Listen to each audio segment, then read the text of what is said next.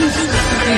मेरे प्यारे आका समाज के प्यारे दीवारों, आप मुझे बताएं कि जो सरकारी निजाम में इंटरनेट पर अपने कंधे गाड़ रखते हैं, उसमें गंदी जिसके अंदर गंदी फिल्में गंदे मनाजिर बताए जाते हैं, मैं यहाँ किसी से हाथ नहीं उठवाना चाहता और मैं किसी को जलील करवाना चाहता हूँ।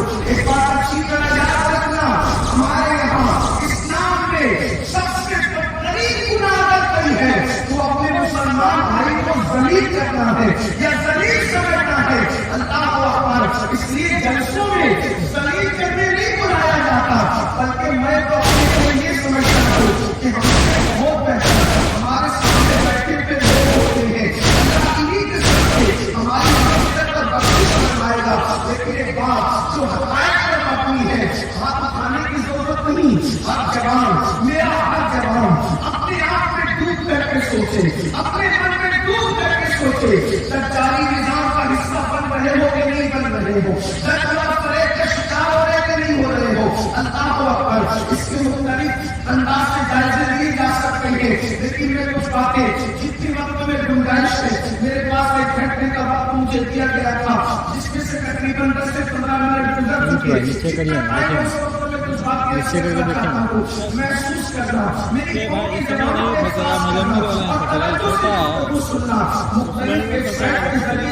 जो गंदी फिल्में, गंदी पिक्चर, गंदी वीडियो अल्लाह अकबर लगाई जाती है, तकरीबन 90% मुसलमानों का जवान उसके अंदर डूब चुका है, उस गंदगी का शिकार हो चुका है।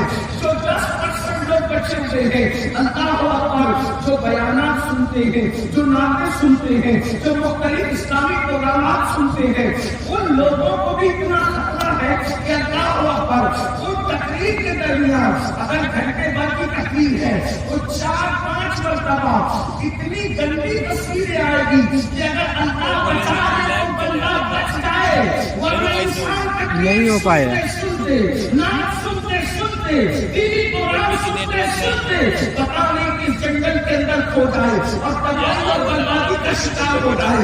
याद रखना मेरी कौम के जवानों, ये तत्कालीन निजाम दुनिया में किन जवानों को बिगाड़ रहा है, उससे हमें क्या मतलब। लेकिन मेरी कौम का वो जवान जिसको इकबाल ने औकात से तशबीह की है, डॉक्टर इकबाल ने मोहम्मद रसूलुल्लाह की उम्मत के जवान को औकात से तशबीह की है और कहा था, नहीं तेरा नशेमन कसर सुल्तानी के गुंबद पर, नहीं तेरा नशेमन कसर सुल्तानी के गुंबद पर खुशहाली है बसेरा कर पहाड़ों की चट्टानों में और काली रूह जब पैदार होती है जवानों में नजर आती है उनको अपनी मंजिल आसमानों में। अल्लाह अकबर। जवानों की कमजोरी होती है कि जवान अच्छाई हो या बुराई उसको जल्दी से कबूल कर लेते हैं। असल में जवानी के अंदर एक कमजोरी होती है, वो अच्छाई भी जल्दी कबूल करते हैं, वो बुराई भी जल्दी कबूल करते हैं। इसीलिए आप देखें बूढ़े लोग जल्दी तकरीरों पर अमल पैरा नहीं हो पाते, जवान जल्दी से आमादा होते हैं, तकरीरों में रो भी देते हैं, आंसू भी बहाते हैं, नाच सुनकर नारे भी लगाते हैं, जज्बात में भी आते हैं। जवानी के अंदर इंसान जल्दी से मुतासिर होता है। इसीलिए आप देखें अल्लाह अकबर, ताइफ के कुत्तों ने रसूलुल्लाह की दावत को रद्द किया, इसी तरह से मक्के के कुत्तों ने रसूलुल्लाह की दावत को रद्द किया, लेकिन जितने जवान थे उन्होंने रसूलुल्लाह की दावत को कबूल फरमाया। आप देखते चले जाए मक्के कुल मुकर्रमा में जितने इस्लाम कबूल करते हैं उन सब की तादाद अक्सरियत में जवानों की है। अल्लाह अकबर। सैयदना सिद्दीक़ अकबर उनमें सबसे ज्यादा उम्र दराज थे, उनकी उम्र में 38 साल थी। जब उन्होंने इस्लाम कबूल किया तो 38 साल के थे। हालांकि 38 साल में भी बुढ़ापा शुरू नहीं होता। यानी सहाबा में सबसे उम्र दराज मक्का मुकर्रमा में सैयदना सिद्दीक़ अकबर है और उनकी उम्र भी 38 साल की थी जब उन्होंने इस्लाम कबूल किया। इसीलिए तो सैयदना अनस इब्न मालिक रज़ी अल्लाह तआला फरमाते हैं कि जब अल्लाह के रसूल सल्लल्लाहु अलैहि वसल्लम हिजरत करके तशरीफ लाए मदीने मुनव्वरा तो उस वक्त अल्लाह अकबर कोई भी हमारे यहाँ सफेद रेश नहीं था सिवाय अबू बकर सिद्दीक़ के। वो मेहंदी लगाते थे और मेहंदी की वजह से उनके बाद जो है ہے بالکل ڈارک سرخ تھے. اللہ اکبر اللہ اکبر. اندازہ فرمائے میرے آقا الصلوۃ والتسلیم کے کالے دیوانوں. تو جوانوں کی یہ کمزوری ہے کہ وہ اچھائی کو بھی جلدی قبول کرتے ہیں اور وہ برائی کو بھی جلدی قبول کرتے ہیں. اور خاص طور پہ مسلم جوانوں کو ٹارگٹ کیا جا رہا ہے. کبھی نشے کے اعتبار سے, کبھی زنا کے اعتبار سے, کبھی گندی فلموں کے اعتبار سے. اور اس قدر اس کے اندر اس کو مصروف رکھنے کی کوشش کی جا رہی ہے کہ حالات کا ادراک نہ ہو سکے. دنیا کے اندر جتنی بھی تباہی مچے, مسلم جوان فیس بک پر ہی ڈوبا رہے, یوٹیوب کی دنیا ہی میں کرتے رہے, ویب سائٹ کی دنیا ہی میں کرتے رہے, زنا کی دنیا ہی میں کرتے رہے, گندی فلموں کی دنیا ہی میں کرتے رہے. اس کو احساس ہی نہ ہو سکے کہ ملت کا سرمایہ لگ رہا ہے, قوم تباہ ہو رہی ہے, قوم کی بچیاں انتقال کے قریب جا رہی ہے, تم کو شدت کا دورہ کرنے کی بات کی جا رہی ہے. مسلم امت کو غریب مفلس اور جبری بنا کر ان کو غلام بنانے کا منصوبہ بن چکا ہے. اس کا ادراک ہی نہ ہو سکے. اس لیے کہ جوان ہی کسی قوم کا سرمایہ ہے, جوان ہی کسی قوم کی تقدیر ہے, جوان ہی اللہ اکبر کسی قوم کے حالات کو بدلنے کا ایک عظیم ذریعہ ہے. وہ جوان ہی ہوتے ہیں اللہ اکبر جو ملک اور ملت کے حالات بدلتے ہیں. جس قوم کے جوان سوال کرتے ہیں ان کو اس قوم کی تاریخ سنوری حرفوں سے لکھی جاتی ہے. اور جس قوم کے جوان آوارہ ہو جائے, عیاش ہو جائے, گنہگار ہو جائے, باقی ہو جائے, اس قوم کو سب ہستی سے نکال دیا جاتا ہے. آج کے حالات دیکھو مسلمانوں میری قوم کے جوانوں بتاؤ کیا ہماری راتیں اللہ اکبر ہمارے جوانوں کی راتیں رات کے 3-4 بجے تک کیا دیکھتے ہوئے گزرتی ہے, کن حالات سے گزرتی ہے. بتاؤ کہ ہم اس لیے دنیا میں آئے تھے کہ ماشاء اللہ مسلمان گندی فلمیں دیکھے گا. اندازہ تو کرے جس مذہب میں نگاہ کے تقدس کا عالم یہ ہے, خاص طور پر جوانوں کی توجہ, جس قوم کے اندر نگاہ کی تقدس کا عالم یہ ہے کہ اللہ اکبر سید الکائنات حضرت جنید بغدادی فرماتے ہیں ہو سکے تو عورتوں کے کپڑوں کو دیکھنے سے بھی بچا کرو. یعنی جو کپڑے عورتیں پہنتی ہے اور ابھی انہوں نے پہنا نہیں ہے, سمجھانے کے لیے تھوڑی نسبت کا سہارا لے لیتا ہوں. یعنی کسی دیوار پر کسی عورت کے کپڑے سوکھ رہے ہو, کسی رسی پر کسی عورت کے کپڑے پھیلے ہوئے ہو, یعنی آپ سمجھ سکتے ہیں عورت کے ابھی کپڑے پہنے نہیں ہیں, اس کے پہننے کے کپڑے کئی رکھے ہوئے ہو. سید الکائنات فرماتے ہیں عورتوں کے کپڑے دیکھنے سے بھی پرہیز کیا کرو, کیونکہ اس سے بھی دل میں گناہ کا جذبہ پیدا ہوتا ہے. جو عورتوں کے سوکھتے ہوئے کپڑوں کو دیکھنے سے بھی بطور تقویٰ پرہیز کی تعلیم دیتا ہے. آج اگر اس قوم کے جوان عورتوں کو ننگی اور مردوں کو ننگا زنا کرتے ہوئے دیکھ رہے ہیں تو اس قوم کو تباہی سے کون بچا سکتا ہے, اس قوم کو بربادی سے کون بچا سکتا ہے. اور یاد رکھنا جس دجالی نظام کا ہم حصہ بن رہے ہیں اس میں تعلیم کی طرف توجہ نہیں, اس میں قوم کی ترقی کی طرف توجہ نہیں, اس میں قوم کی بیٹیوں کی عزت اور عصمت کو جو لٹایا جا رہا ہے اس کی طرف توجہ نہیں. میرے پیارے آقا صلی اللہ علیہ وسلم کے پیارے دیوانوں, ایک نشہ ہے, نشہ صرف شراب کا نہیں ہے بلکہ شراب کے نشے سے زیادہ میری قوم کو اس وقت انٹرنیٹ کا نشہ ہے. شراب کے نشے میں تو شرابی ملوث ہے, مگر انٹرنیٹ کے نشے میں تو دیندار کہلانے والا طبقہ بھی ملوث ہوتا جا رہا ہے. اندازہ فرمائیں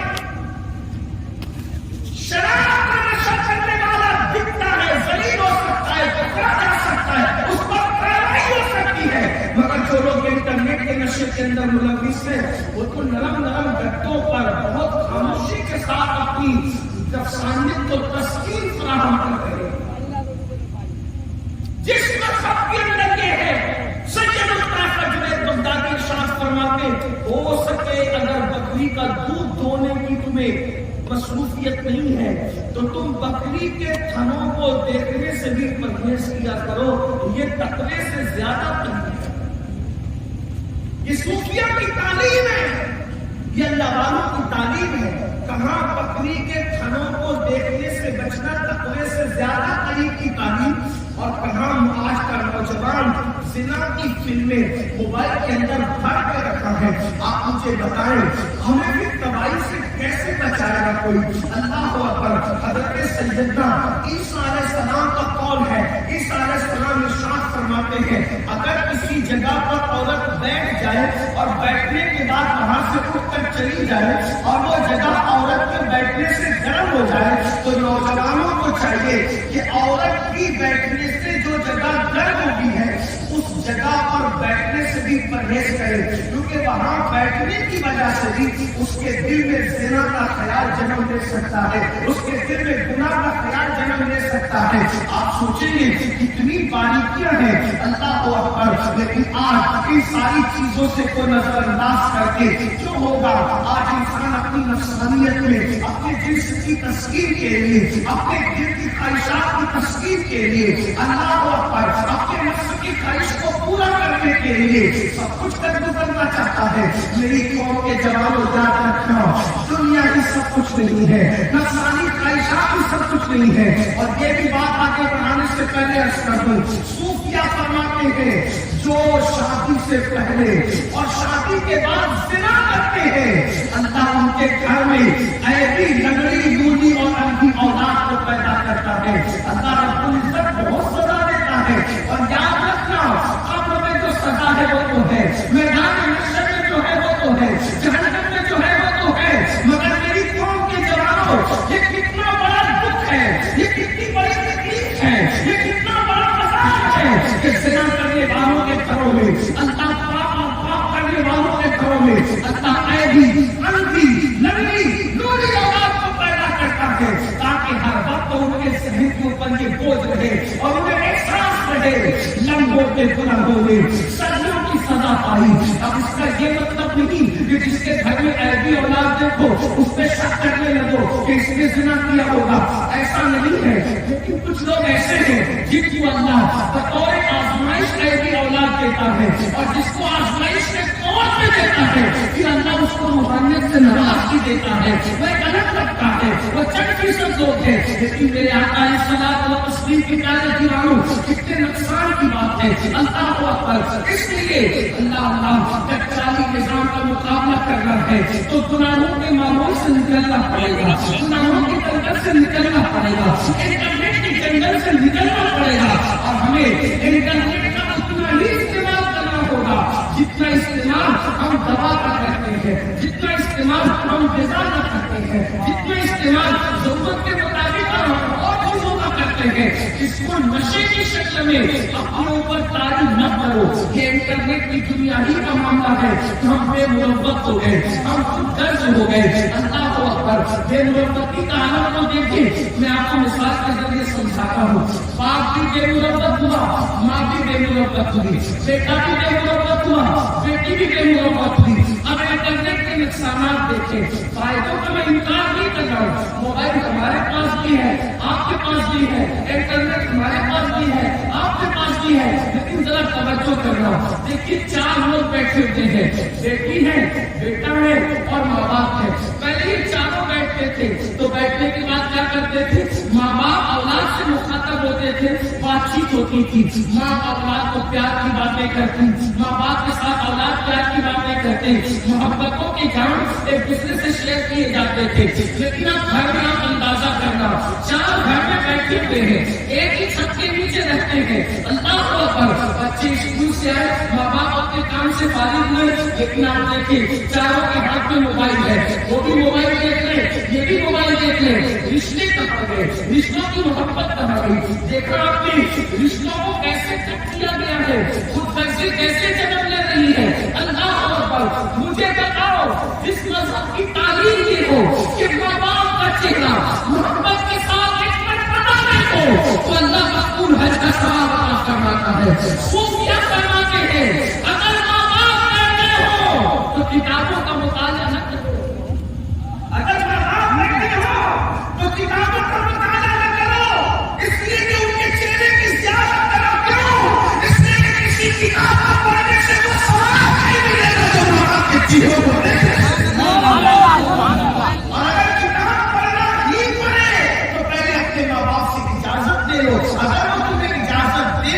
उसके बाद किताब का मुताला करो। अब आप मुझे बताएं, वो इल्म, वो किताब जिसके मुताले का, जिसके हासिल करने का हमें हुक्म है, जब माँ बाप मौजूद हो तो उनकी मौजूदगी में किताब पढ़ना अदब के खिलाफ तशद्दुद किया जाता है। उनकी इजाजत के बगैर किताब पढ़ना अदब के खिलाफ तशद्दुद किया जाता है। अब माँ बाप मौजूद हो और आदमी व्हाट्सएप लेकर के चेक करना शुरू कर दे, यूट्यूब लेकर के बैठना शुरू कर दे, तो बताओ मुसलमानों ये क्या हालात है। इसका मतलब नाशौरी तौर पर आपके चेहरे पे दाढ़ी तो है, आपके सर पे टोपी भी है, आप 5 वक्त के नमाजी भी है, आप कुरान की कभी कभी तिलावत भी करते हैं, आप औरत के सोहबत में भी बैठते हैं, लेकिन बताओ अगर माँ बाप की बात की जाए, अल्लाह अल्लाह अल्लाह की इज्जत की कसम, ये वो मुकद्दस लोग हैं जिन्हें माँ बाप कहते हैं। अल्लाह आवाज क्लियर नहीं जा रही। याद कर के मुस्तफा लाइव चला नहीं, लाइव चालू कर देना था। मन तो किया कितना देर 20 मिनट का बना देता था। तो सहाबा किराम ने पूछा या रसूल अल्लाह, चालू कर दे, बोल लगा तो मेरे आका ने फरमाया वो ढूंढ रहा है। मेरी अम्मी सही बता रहे थे ना।